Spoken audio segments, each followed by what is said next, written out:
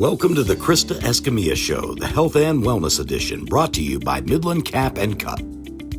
Hello, everyone. Happy day to you. I hope you're having a super great one wherever you are at, and I hope that life is treating you well. We are so excited that you are here for today's Krista Escamilla Show because our guest is fantastic. I've known her for years in the community, but never really heard her complete story. So I'm excited that Kristi Edwards, the CEO of Centers for Families and Children, is with us today. Kristi, thank you so much for being here. Thank you for having me. I'm so excited. This is going to be a lot of fun because, like I said, I've known you, but don't really know how you got into this position of CEO at Centers, and we want to also let everyone know the great things that you're doing at Centers.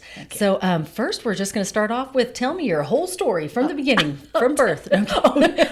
I'm really old, so that'd be a long time. But I'll tell you about my mental health journey. Yes, how I got into that. So when I was in high school in the big town of Rankin, Texas, I had a school counselor who I just adored and thought he was wonderful. And I just saw how he interacted with everyone and how helpful he was. And, you could go to him if you were having a down day or he just needed you to do any type of mediation. I'm like, I think I might want to do that. Well, by the time you go to college and you're thinking, I got to get a job that I'm going to make a lot of money because, student loans and things like that. Right. So I never thought about going into the nonprofit world. So I went to work for a local oil and gas company and really enjoyed that job. But at some point, my husband looked at me and he said, are you going to be happy doing this for the next 20 years? Or do you want to do what you've always wanted to do? So in the midst of raising 3 boys, I went back and got my master's degree in clinical psychology. Fantastic. And then went to work at Centers. And that was in 1999. And I've been there ever since. Wow. So going on 22 years. I love that story because I think you need to, I want everyone to really think about that. Can you see yourself doing this the next 20 years? Right. And when him just asking that one question made you go do what you really wanted to do. What I wanted to do. And I love that my kids got to see me doing that and saying, it's never too late. Right. To kind of go after what you felt like you had a natural affinity for or what your heart's desire was. Right. So there were many months that we did not eat at the dining room table because I would have a thesis on the table or something like that. But those are the stories that we talk about now. Right. And it's so great. I love that. Yeah. And just want to say hello to Rankin and go Red Devils. Yes, exactly. We have some friends that are from there. So Great. I love the story of how you got here. Now you've been in this position as CEO for how long? So I became the CEO in 2017. Okay. So backing up, came in 1999. I was a lowly intern. Because shout out to all the interns. Lowly interns. Everybody should intern at least once in their life. That's right. We've all been there, yes, right? Yes. So and then I became a therapist, and I loved being a therapist. In 2012, I had the opportunity to become the clinical director. Okay. So, what I loved about that was I was able to still see clients, and then move also into a little bit of the supervision of growing new therapists, which I really, really loved. Yes. And then in 2016, I became COO, and then 2017, CEO. So kind of, I love Center's mission. I love what we do. I love that I never know what I'm going to walk into on a daily basis. It's just like, bring it. Something new every day. Something new every day. Let's talk about that mission for Centers because you do such amazing work for our community. Let's talk, what is the actual mission of Centers? All right, so in 1957, very forward-thinking ladies with the Junior League decided that mental health was as important as physical health. And what year was that? 1957. I love that they recognized it at that early age because I feel like it's just now being talked about so much more, but that's great. Yes. So that was Harriet Hurd and Ibby Whitaker Hardy. Okay. So they were members of the Junior League. It's called Family Services. And what they wanted the whole foundation is that we wanted to have affordable mental health care for people who otherwise would not be able to afford mental health care. Because, back in the day, it was like, only people that had a lot of money or really, really great insurance. Right. So we started out with a sliding fee scale, and we don't turn anyone away. And we still stay true to that to this day. I love that. Let's talk about mental health because I think when people hear it, they don't really know all it encompasses. So if you had to define mental health, what is mental health? All right, so mental health is anything that affects your ability to function along social guidelines, physical guidelines, mental guidelines. It's really all encompassing. Therapists have fought for years for mental health to be considered as important as physical health. And the pandemic has brought that home. Yes. And that's what I would tell my therapist when we're worried about, COVID and things like that. I'm like, doctors and nurses did not go home. They stayed to fight the fight. We have got to stay. People's mental health is as important at this point as their physical health. And I think people really started to think about it more at that point. And mental health is important at every stage of your life. It's important in adolescence. It's important as teenagers and in adulthood. And it's something that you should always be doing something to positive for your mental health. And I'm sure that is coming out as well, whether you are seeking, the therapy right now, or it's something that you've thought about in the future. But how do you know when is the time to actually, go and seek help? Because I think that's what we're getting out of the pandemic is go talk to somebody for sure, because it's okay to not be okay. Yeah, again, we earlier before we came on, we were talking about the stigma had kind of been lifted, and we need to make the most of that. So what we'll tell people is anytime, once again, like the level of functioning is not at the level that you think you should be. It's like I'm not being able to get out of bed, I'm not being able to interact, I'm not being able to do my job, I feel anxious, depressed. And if you have an obvious diagnosable mental health issue, schizophrenia, bipolar disorder, major depression, you're probably already, tapped into something. But we like to start with what we love about Centers. Centers has been around so long that a lot of times people will come in and they will say, I came to see you whenever I was a little kid. So when I needed something as an adult or in my marriage or in my family, I knew exactly who to call. Right. Because I knew you guys were still here. So we love getting all of those stories so we know that we're actually embedded in the family system. Right. Just like your primary care doctor or something like that, they know who to come to. And that's what I was going to say, because you do that, right? You go to your pediatrician when you're younger. Yes. And then you get older, you go to your family doctor. Yes. But most people don't think about you can do the exact same thing for mental health. Way. Yes. We encourage parents, like if you have a kiddo that seems to be struggling, whether it's academically, socially, mental health wise, or you just have, those oppositional defiant kids that sometimes you're like, is that just being a teenager? Or is that something I need to look for, closer to? We encourage people, bring your family in. We don't want to identify just one person as the problem. Right. We want to look at your family system. We want to be able to say, parents, you need to be doing this. Kiddos, you need to be doing this. We can help you with all these things. And I love that you brought up the whole family, because I think families, they have the best intentions, right? When they can see that their loved one is maybe struggling with something, but maybe don't always know the right words to say. That's right. Where y'all do. Is there something something that you would suggest to those family members when they are talking about mental health that will help them feel more comfortable in that moment? Are there some keywords or phrases? Once again, you never want to say you're the problem or you have totally wrecked this family or something along those lines. What you want to say is, we seem to be struggling and we need to go find out what's going on. Right. So we're going to go talk to somebody that maybe can identify, something that we can do different. Because you think you have a parenting style, which is usually based on how your parent parented you. Right. And sometimes the cycle, and sometimes it works and sometimes it doesn't, because we're all different personalities. Right. Right. So it really, we just never want anybody to feel like they're being singled out. Right. You bring the whole family in, we work with the family, then usually the person that's struggling identifies themselves. Gotcha. And then you can go from there. But for parents and for kids, we want you to be able to say, I don't feel right. If you're a kid, I don't feel completely right. I don't feel like I fit in. I'm being bullied at school, or I'm struggling with something. Can you help me? And we want parents to know where they need to come. And that's where they should go, is to see you at Centers, because it is a safe place. It is somewhere where they can talk about their feelings, because I feel like, and I'm not a therapist at all, but I feel like that's important, is to talk about their feelings. There are a lot of things that you can do for your mental health. Do you have some tips on what people can do for theirs individually on a daily basis that will daily habits? Right. So we encourage people, when you wake up, think of something that you can be grateful for that day. Or even if you have to look at yesterday, say, that went so well for me. Yes. So you kind of start your day either being really happy about something or very kind of boosted. Yes. about something that went really well. And if things went bad, you say that was yesterday. Right. We're going to go on. We want people to get, I'm going to sound like a medical doctor now, but we That's would like okay. for people You to are. we would like for some people to eat, and we're not proponents of you have to eat this to be healthy, but somewhat healthy diet or something that you feel would make you feel better about eating. If you eat a steady diet of burgers and fries, that's probably not the thing that's going to make you feel great. And you might like it at the moment, but it's not going to be great. Instant gratification, but not delayed. Yes.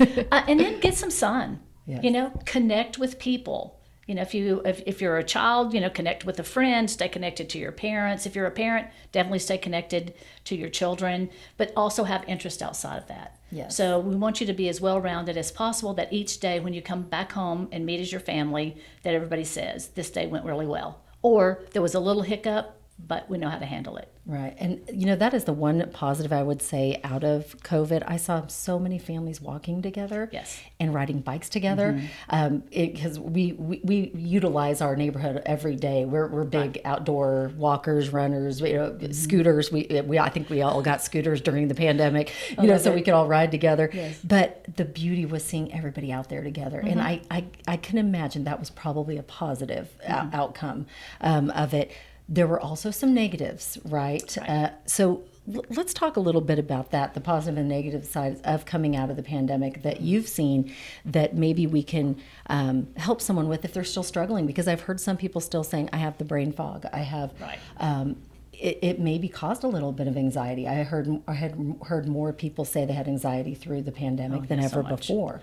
What can we do to, kind of help in that area where someone can identify if they need to get further help or not? Okay. So first of all, at the beginning you said positive and negative. So I like to start with the negative so we can end on a high note. Yes, right? I love that. I am all about looking for the good and ending on the positive. There you go. So some negative things were the isolation. Yes. It was being stuck at home with your family, even if you were sometime in an already difficult family situation. So we saw numbers of child abuse go up. We saw grades go down at school. We saw parents completely stressed out. We saw marriages beginning to crack or crumble. Right. Then we saw the rise of teens with the anxiety. Because at a certain age, you're supposed to be kind of separating from your parents and spending more time with your peer group. But you couldn't. You couldn't. So I never thought about that. Yeah. And so that was very kind of delayed. And then, so I think a lot of teenagers turned to like YouTube or TikTok or something. And sometimes social media became their connecting place. And that's not always anything, even if it's fun, there can be a downside to that, and we saw a lot of that. Right. We saw a lot of human trafficking, people, stepping in on on that social media, connecting with people, because you're thinking, okay, this is Midland, nobody's coming after me to do that. So we saw a pretty good rise in that kind of thing. People trying to connect with teenagers and getting them to meet somewhere. So once again, it was family systems issues. And so forward-thinking parents were bringing their families in, saying, "Oh my gosh, we need help." Right. Some people were saying, "Listen, we're all resilient. We'll get through it." And for the large majority, you will get through it because you've had good times in the past that you could bring forward. But as it drug on, even those of us are pretty positive, we're beginning to think, will this ever end? Right. And then we had people dying and things like that. So that's the real downside. Yeah. So now the upside. The positive side is, like you were saying, more families spent family time together. Dads became more involved. And I'm not talking about that dads were deadbeats before. Right. But a lot of times, dads went to work, came home, they were interactive with their kids, but they were home in the daytime. Right, so they were seeing everything that was going on. They were looking for things to do. Let's go hit the baseball. Let's go throw the football. Let's ride the bikes, ride the scooters. Right. Let's go fishing somewhere. Let's get outside. Yes. They were doing family nights. They were cooking s'mores in the backyard. So I really think that it started reinforcing those. Now, the downside of that is if it was already an abusive thing, we were still in that. But the upside is that families reconnected in a big way. And if someone is still struggling with the after effects of that, what do you suggest? Well, if you're having any physical symptoms, you're talking about brain fog or hair loss or things like that, we always ask people to go to their primary care physician. Okay. First, let's rule out anything organic that's going on, right? Right. And then if it's prohibiting you from being able to, live your life the way you want to, that's when you come to us. Gotcha. And we start helping you build some coping skills for how to push through things, when to know whenever it's a pull the covers over your head day. Right. And just lay in bed and watch Netflix, Right. if your job will allow. Right. If you can do that. If you could do that, yes. I love that. And I want to talk about some coping skills on some other things coming up in just a minute. But first, it's time for our quote of the day. Okay. I'm so excited. We're sitting here visiting today with Kristi Edwards, the CEO of Centers for Families and Children. And I am the eternal optimist, Kristi, and I like quotes because I feel like they start your day off right Okay. with a little inspiration. So let's see which one you get. I'm so excited. Oh, you got the Learn Learn card. Let's see. Do you want to read it? Or if you Sure. can read my writing, sorry. The comfortable road will never lead you to the person you are destined to be in your life. Never. I love that. I love this because I was trained in something, can I say this? Yes. It's called why try. Okay. It's teenagers that are like, why try? Why try? I'm never going to get there. Yes. It basically talks about taking the harder road because ultimately it's the best road and the more rewarding road. So that's Yes. perfect. That was see, you know what I love about these cards? Every guest that has pulled one so far gets one perfect for them. Yes. I mean, it's just because I believe everything happens for a reason, and Same. this is just proof of another one. And I love the why try. I mean, I love why not try Why not because. try? In our house, we say never say no. You can't say never. Like that's just not a word. Never. I mean, or hard. That's hard. We don't allow hard in the house because it's like, just go try. You can do hard things. You can do it. You just have to get out of that comfort zone and try. And oh Yes. my goodness, I love this I do card too. That is awesome. Let's talk a little bit about. We're talking about some coping skills because I think. The phone is never far from the reach, right? Right. And I feel like, and I've seen it now more with adults lately, turning off social media, right? Going, I'm taking a social media break, which I applaud you for doing that. If you Same. are one of those that said, I'm going to take a break. I love that because you have to know your limits. And I think with teenagers and kids, it's tough to know their limits because they're still learning and growing. And once again, I am not a therapist, so I'm going to let the pro take over on this. But what coping skills can you give parents and kids on how to deal with the phone, the social media? First of all, I love that you said that people were taking a social media break because our brains need that.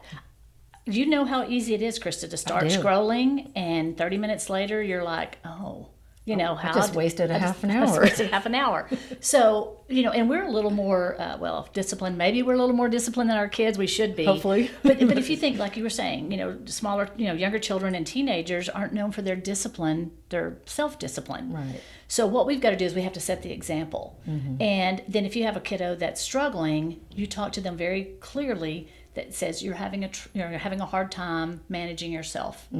I'm going to step in as your parent and manage you. Okay. And when you're ready to take over self-management again, we will do that. So we don't want a kiddo to think that this is forever you're being Right. You're being, kind of deleted off social media forever. Right. But we want What to age say, do you do that? well, I would say 12. I mean, Okay. because kids are younger and younger whenever they're getting phones and Right. access to all kinds of things they probably don't need access to. And that's Right. a whole nother podcast. And so guilty, especially Yeah. especially with our fourth child compared to the first, second, third, Yes. right? I mean, it just We had lofty ideals about, you're never going to have that. And then pretty soon you're like, there you go. here you go. I need to know how to find you. I know, if you guilty get out as of school. charged. Yeah. So I think one of those things is like, helping them develop self-management skills, but recognizing that if they're not developing those, that you step back in and you say, we're just going to put some limits, not taking it away. As you grow and learn, we will start expanding those again. Okay. So that's, the phone, my husband has always, whenever you come in our house for a meal, the phone's going in a basket. Yes, I love the basket. I love the dinner basket. We don't allow them at the dinner table at all. He right? does not either. Yeah. So it's just like if you had on a cap, it was take always it like you off. take your cap off. So I love that. So anyway, once again, it's you're trying to discipline yourself and discipline them. But what we know is that if you're not on your phone or your tablet or something like that, even if it's driven by boredom, you're sometimes talking to your family more. Right. Even if you're watching TV, you might be watching something that everyone can watch. And then you can talk about, oh my gosh, in our family, we loved The Sandlot. Do you remember that? Yes, yes. My youngest child is now 27. We still talk about how many nights we watched The Sandlot because he wanted to watch The Sandlot. It was a good memory that you were together, memory, and I yes. think the phones separate us. They do separate. And movies they bring you together, even if you are all watching a technology. Yes. You're all watching together, and it's creating those memories. I'll give you a little warning. There was one time when my husband walked in, and he walked through the house, and he came back and he said, "This ends tonight." He said, "We're all watching the same thing on 4 different TVs." Oh. So Let's be together. Let's be If together. we're all gonna watch, Yes, we're gonna all be together. Or if you're gonna watch Netflix, let's do it together. So once again, it's the awareness, and it's love got to that. start at the top. What about for someone who is older? They've already created the habits. They're in their teen years or in college, and they're going, I know I shouldn't be doing this as much because I've got homework to do. I've got my job. How do you have any tips on how they can maybe take a little break or just to know when to? I think that's more important. Is like know when to feel like I need to take this break from social media. Right. So what we want to do is help them create an awareness. Okay. So it's easier when they're at home because you're kind of observing and they're, you're like, okay, that's it. You're done for the night or you're done for whatever. But whenever they go to college, it's just like anything else. They have to figure out, and it's almost a natural consequence to being on the phone too much. It's like I didn't put in the time I needed, so I made a bad grade. Right. So I think it's just harder by the time they're 18, 19 years old. It's got to be self-discovery. Okay. You never stop being a parent. Right. But you're recommending that. But if you're seeing their grades, you might say, what is something you could do that would have helped make a better grade? Right. And what you hope that at some point it's not you coming from the outside, but internally they're going to go, I recognize I need to shut things off. I need to, no social media after 10 o'clock. Right. Or 11. Or I even our oldest, he will delete an app for if he knows he's got a busy period, like he has a final and at a golf tournament and something coming up, he'll go, you know what, just going to delete that app for a while and then I can put it back on my phone later. That's so smart. Very smart. I thought when the first time he told us that, we were like, oh, that's great, and my husband didn't have Facebook on his phone for a year, and he's like, do I even put it back on? I mean, because he enjoyed not having it on there. And so I love when people can really identify that and go in that self-awareness that you're talking about. But it's hard. It's hard for we all struggle with it. I mean, I know because but your son landed I'm right there with you. Sorry. Your son landed on a great thing. It's just like if you're on a diet or something and you're like, I want a brownie. And you convince yourself at some point, those brownies will still be there. Right. Whenever I've reached a point that I want to be. So it really is about that delaying that gratification by saying there's something that's more important than eating a brownie or playing Candy Crush or something like that. Right. And that, once again, that really comes from within. Or ice cream, donuts, or French fries. That's me raising my hand here. My favorites love too. Those things. But they're not great for you. You wait or do it on a special occasion. Yes. And I love that. So I'm so excited. We're having such a great conversation. There's so much to talk about. I want to switch gears just a little bit and ask you about the rewarding factor of your job, because I feel like a lot of people, you want to feel like you're doing something good, right? You have a job where you get to help people every day. What has been the most rewarding part of being at Centers? This is going to sound so vain. There's nothing vain about it. I'm going to give you a specific example. Okay, good. I walked into Albertsons one day, or Market Street, and this little family of 3 boys came running to me. Miss Kristi, we love coming to your office. My mom and dad are not fighting anymore. Oh, right? Love that. That's and I don't that's call not it a vain at all. That's a little bit like, I did that. I helped with amazing. that, right? But it really is about being able to be involved in somebody's life and having somebody trust you and the knowledge that you have to help their situation. And to also know that if it's beyond what I can do, I'm going to help you find the resource.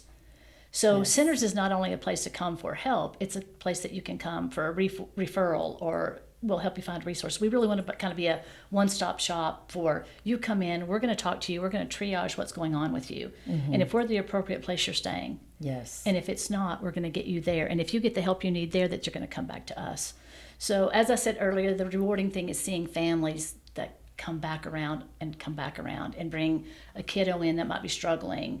And then sometimes they'll just stop in and they'll say, do you have a minute? I want you to see, my daughter just graduated from college. Right. So it is being in a small community, being a community mental health agency that people enjoy. I love that. And that is not vain at all. I think that is fantastic because, and I'm paraphrasing here, but there's a Mother Teresa quote, if you can't help everyone, if you help one person. That's right. I mean, I know I'm messing that quote up completely, but it's true. But it is true. And to me, that's the beautiful thing. You are helping so many people, but that one person and seeing the fruit of your efforts and seeing that person live that beautiful life and thank you for it. There's nothing, I mean, that's awesome. So thank you. To me, it's just a little God wink that you're doing what you're supposed to be doing. Thank you. So I agree. You're every amazing. day. Well, thank you so much for sharing that story. I think it's time. Let me double check. It is time for our question of the day. Okay. All right. Let's see which question you get. Once again, I know it's going to be a perfect question for you. And at home, think of this, or at the office, or on your run,